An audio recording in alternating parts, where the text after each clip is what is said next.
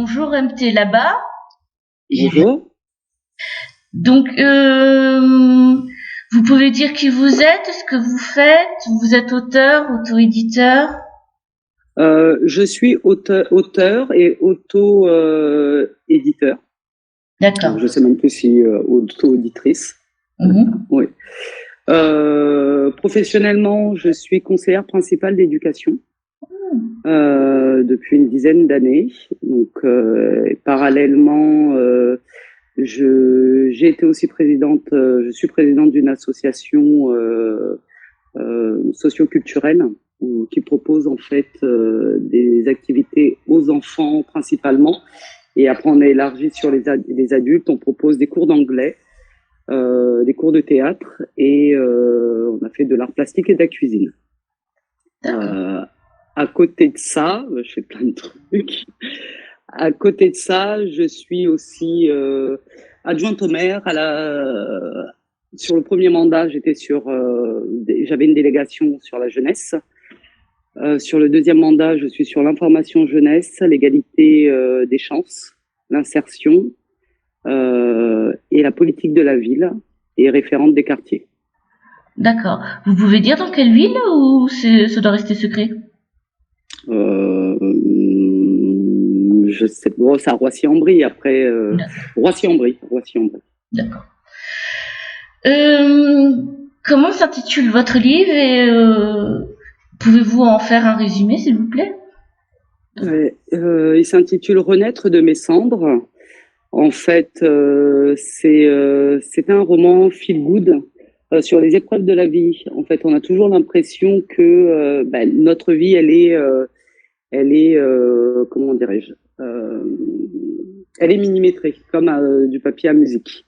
Donc, on travaille, on a une famille, tout est toujours bien rangé dans les cases, jusqu'au jour où la machine s'enraye un tout petit peu. Et donc, le personnage principal s'appelle Maïra. C'est une femme d'une quarantaine d'années qui a 3 enfants, un mari. Tout se passait bien dans sa vie, hein, jusqu'au jour où la machine s'enraye et elle se rend compte que son mari découvre en fait l'infidélité de son mari. Et de là, elle découvre plein de choses, qu'il est alcoolique. Donc là, son monde bascule. Parce qu'en fin de compte, elle s'était imaginée vivre avec, comme toutes les petites filles, elle avait rencontré son prince charmant, elle a construit sa famille, tout va bien. Et puis, l'homme qu'elle aime depuis des années n'est pas celui qu'il prétend être, puisqu'au final, il est rempli de tares, entre guillemets. Et puis, c'est un choc pour elle. C'est un choc parce que c'était pas la vie dont elle rêvait, c'était pas l'image qu'elle se faisait de sa vie. Et elle décide de comprendre. Et est-ce que c'était une erreur ou pas? L'envie de savoir était beaucoup trop forte, quitte à se détruire au final. Elle veut savoir, donc elle commence à mener son enquête, à comprendre comment ça se fait qu'elle n'a pas vu cet alcoolisme, parce qu'il avait réussi à le cacher. Comment ça se faisait qu'elle n'a pas vu qu'il la trompait, parce que c'était tellement idyllique que rien ne présageait en fait tout ça. Et au fur et à mesure que le temps avance, elle a fini par aussi voir les signes de la vie, parce qu'on dit toujours qu'il n'y a pas de hasard dans la vie. Et l'univers, en fin de compte, se met à lui envoyer des signes. Donc, des signes qu'on n'entend pas généralement parce qu'on est pressé. En fin de compte, on a toujours cette petite intuition qui nous dit fais attention à ça. On n'écoute jamais cette petite voix intérieure. Et puis petit à petit, elle commence à écouter cette petite voix intérieure et puis elle tombe, je sais pas, pas par hasard parce que le hasard n'existe pas. Elle tombe en fin de compte sur des petits échantillons de preuves qui font que, mis bout à bout, elle commence en fin de compte ses recherches. Et puis, c'est la descente aux enfers. Parce que plus elle avance dans le temps, et plus ce qu'elle découvre est horrible, que ce soit par rapport à ses proches, des gens qu'elle a beaucoup aimés, par rapport à son mari, par rapport à cette femme et par rapport à elle-même. En fait, là, c'est plus question que de l'infidélité, mais c'est un rapport avec elle-même. Et elle finit par se découvrir petit à petit et c'est pas très beau quoi parce qu'elle finit par tomber de très bas et donc là elle a le choix, faut soit elle reste à terre, soit elle se relève et donc elle va faire des rencontres qui vont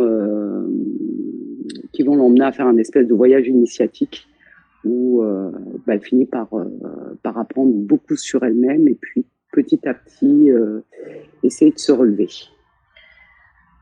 D'accord. Voilà. Ok. Mais en fait, je me rends compte que c'est pas vraiment en lien avec tout ce qui est coach bien-être. Enfin, c'est pas un récit, une histoire autour du bien-être, du développement personnel. C'est vraiment du feel good. C'est vraiment une histoire sentimentale avec des travers de la société, en fait. C'est ce que je comprends. Si, parce qu'à l'intérieur, en fin de compte, il y a ce travail sur l'estime de soi, parce qu'au final, elle perd confiance et elle finit par se détester. Et puis, dans son voyage initiatique, elle apprend, en fin de compte, elle apprend à se connaître. Donc, on a tous cette part d'ombre. Là, cette part d'ombre surgit. Et dans les moments les plus difficiles, quand on est dans le mal, on sombre plus facilement dans l'autodestruction, dans la colère, dans la haine. Donc c'est quelque chose qu'il va falloir apprendre soit à canaliser pour le transformer en positif, soit se laisser choir et puis décider de rester dans cette part de colère, quoi.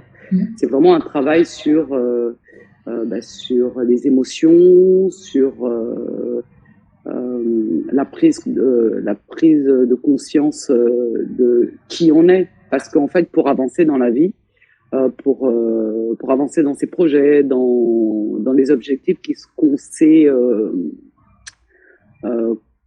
donnés, il faut d'abord apprendre à se connaître. Et généralement, on ne fait jamais d'introspection de soi. On avance en fait dans la vie sans pour autant se poser, réfléchir à qui on est, qu'est-ce qu'on aime. Et là, il va falloir faire table rase des critiques parce qu'on est très perméable aux critiques, aux jugements des gens. Et puis à un moment donné, on se pose et puis on apprend à ne plus céder à toutes ces critiques et ces jugements. D'accord. Oui. Donc oui. C'est aussi. Après, vous le mettez dans la catégorie que vous voulez, parce que c'est vrai que. Je vais mettre dans les deux, je pense. Je vais mettre à la fois, je l'avais déjà mis par rapport à la couverture et de ce que j'avais compris du livre. Je l'avais classé dans les livres récits autour du bien-être et de la spiritualité. Oui. Et je vais aussi le mettre en feel good. En roman, chez nous c'est pas feel good, ça s'appelle romans sentimentaux pour que ça soit mieux compris de tout le monde.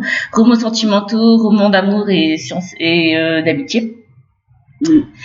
Après, la question qui se pose, c'est de savoir d'où est venue cette envie d'écrire ce livre-là et pourquoi en fait. Déjà, l'écriture, c'est quelque chose, au final, je me suis rendu compte que c'est quelque chose que j'avais déjà depuis toute petite. Parce qu'enfant, j'aimais beaucoup, c'est ma sœur qui me le rappelle à chaque fois, parce que voilà, on oublie aussi des fois qui on est. Elle me rappelle, elle me dit, mais tu te souviens pas, tu me racontais toujours plein d'histoires pour m'endormir, et puis quand on jouait avec toi, tu avais toujours plein d'idées, et c'est vrai, et je me souviens que j'avais même trouvé cette petite machine à écrire chez mes parents, et je passais ma vie en fait à écrire, et j'adorais le cinéma. Donc tout ce qui était scénario, je décortiquais toujours tous les films, et j'aimais écrire. Donc c'est quelque chose qui est resté en moi, et en grandissant, j'ai perdu le temps d'écrire, j'ai perdu l'envie d'écrire parce que on rentre en fin de compte dans cette vie active qui est très pressée et on va droit au but, c'est-à-dire trouver un boulot qui nous fait gagner de l'argent, même si on l'aime pas plus que ça, on fait ce qu'on nous demande de faire en fin de compte. On a été formaté pour réussir à l'école, pour trouver un travail. Donc, on oublie un peu, ça part de tous nos rêves. C'est en grandissant et puis en m'investissant dans le monde associatif. Moi, je faisais du théâtre, donc j'ai gardé en fin de compte ce lien avec le rêve, le théâtre, en étant surveillante dans les collèges où je voyais des élèves qui étaient doués en fin de compte dans la gestuelle. Donc j'ai décidé de monter un petit peu un atelier théâtre et c'est de là en fin de compte je me suis dit oui non mais va falloir que je fasse quelque chose pour ces enfants. Donc j'ai créé des ateliers théâtre et puis j'ai continué à écrire puisque toutes les pièces de théâtre que je leur proposais, c'était en fait, ça sortait de mes écrits par rapport à ce que je leur demandais de faire en atelier théâtre.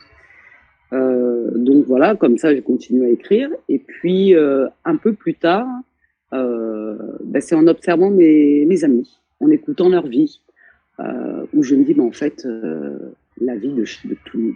En fait, on a tous une part, on a notre vie privée. On donne l'illusion que tout se passe bien. Et au final, quand on écoute chaque histoire, on voit que derrière, tous les couples se ressemblent, avec toutes leurs problématiques. Et puis, c'est que de l'illusion. Et je me suis dit, non, mais en fait, il y a matière à écrire. Parce que qui n'a jamais été trompé, les ravages que ça peut faire sur le couple, sur les personnes, sur les enfants, sur la famille. Donc j'ai eu envie en fait de mettre sur papier tout ce que j'avais entendu, toutes ces histoires, parce que il y en a certaines qui ne se sont pas relevées, il y en a d'autres qui se sont relevées, et puis je me suis dit non, faut que j'écrive quelque chose pour donner peut-être aussi de la force à toutes ces femmes qui ont vécu l'infidélité, pour pas qu'elles pensent que c'est une honte en fin de compte, parce que généralement on le cache, on a l'impression que on a été une mauvaise femme, que c'est de notre faute. Non, c'est pas forcément de la faute de la femme, quoi. Non. C'est pas une honte. Donc voilà, c'est pour ça que j'ai eu envie d'écrire ce livre, pour dire voilà, ça arrive à tout le monde et on peut tous s'en sortir au final. D'accord. Quel est votre plus grand souhait pour ce livre? Qu'est-ce que vous attendez? J'attends qu'il soit, parce que moi je l'aime beaucoup, je l'ai détesté, je l'ai aimé, il m'a fait souffrir parce que ça a été très long à écrire. Ça a été difficile parce qu'on met quand même un peu de soi dedans, parce que le personnage, faut lui donner en fait une personnalité, un sens, quoi. Donc on met quand même une part de sa vie dans ses romans. Et les retours que j'en ai aujourd'hui, c'est que moi, on m'a dit ton livre il va aider beaucoup de femmes. C'est une Bible. Et ces deux mots, ces deux phrases, ont fait tilt dans ma tête. Je me suis dit ouais, j'ai pas écrit pour rien en fin de compte, parce que ils l'ont dit. Ce livre va aider beaucoup de femmes. C'est une Bible. Il est génial.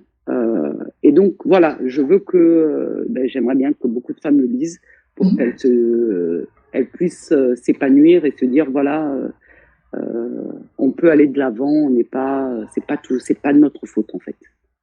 D'accord. Ok. Merci. Je passe à la deuxième étape de l'interview, qui est en fait une interview au tac au tac, qui s'appelle si vous étiez un livre, lequel seriez-vous?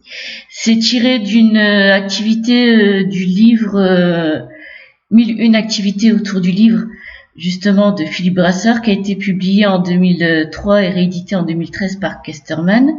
Je le précise parce qu'en fait, j'ai le droit d'utilisation de certaines activités et j'ai décidé de décliner celle-ci en interview. Donc, je vais vous poser quelques questions. Pardon. Et il suffit simplement de répondre au tac au tac. Donc, si la lecture était un sport, lequel seriez-vous? Si la lecture était un sport n'importe quel sport je serais? Un sport. Volleyball. Pour quoi? Je suis surprise là. Pourquoi? parce que j'adore le volleyball, parce que c'est un sport d'équipe, parce que c'est un travail avec ses partenaires pour construire. C'est comme une histoire en fin de compte le volleyball. Pour marquer un point, il faut se passer la balle et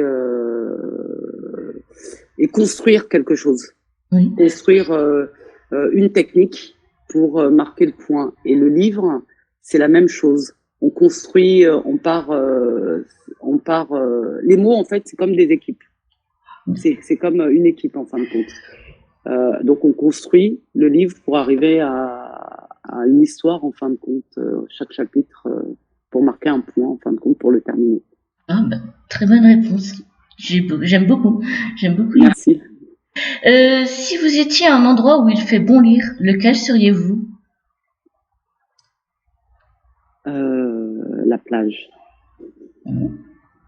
Si vous étiez une histoire, laquelle seriez-vous? Petit pays, celle de l'histoire de Gaël Faye. Ouais.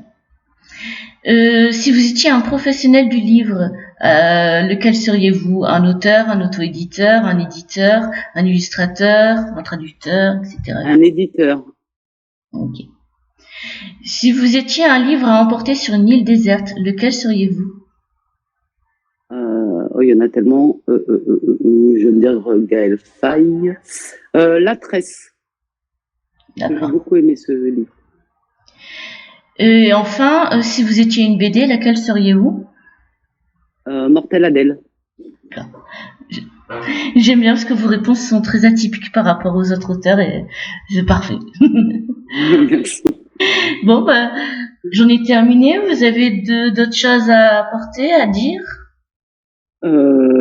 Je souhaite longue vie à mon livre. Déjà, je suis très contente de l'avoir, d'avoir été jusqu'au bout. Voilà, rien que ça, c'est déjà beaucoup de gratitude, beaucoup de plaisir. Donc, j'ai déjà gagné sur ce point-là, en fin de compte. Après, je lui souhaite de voyager, d'être lu. C'est ce que désire tout auteur, au final. Bah oui, tout à fait. Voilà. On espère chez Créa Lecture que votre souhait sera réalisé. Voilà. D'accord. Et puis, je tiens à vous remercier parce que d'ailleurs, c'est un auteur qui est sur ma page Instagram qui a parlé de vous. Et j'ai trouvé l'idée, oui, il a mis en fait en post ce que vous faisiez et j'ai trouvé ça génial. Donc, c'est pour ça que je suis arrivée jusqu'à vous. D'accord. Et c'est, comment il s'appelle?